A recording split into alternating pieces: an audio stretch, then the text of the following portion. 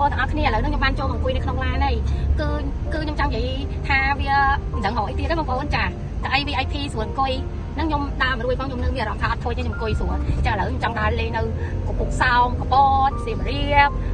ទៅឆ្នេរអីណាអូក៏បានដែរអត់ធុញទេបានមានបងប្អូនបើកឡានឲ្យអញ្ចឹងវាអារម្មណ៍ថាអូយស្បាយចិត្តណាពួកអីអត់ភ័យទេដឹងថាឥឡូវចង់ទៅណាក៏បងគាត់អញ្ចឹងទៅគាត់ដឹងតែជួលដល់កន្លែងហ្នឹងហ្មង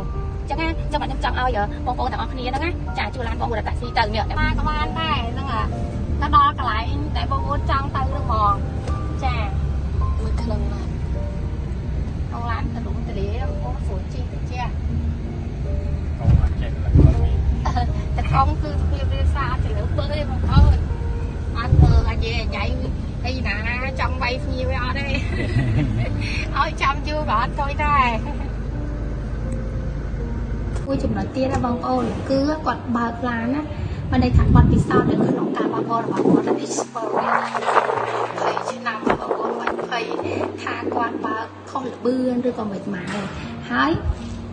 ទោះបីជាបងប្អូនជួលគាត់ទៅកន្លែងណាមួយអញ្ចឹងឲ្យគាត់ចាំណាចង់មួយថ្ងៃវងនេះគាត់ធុញណាចាគាត់ចេះធុញភៀវឯងគឺនៅតែញញឹមរាក់ទាក់ជានិច្ច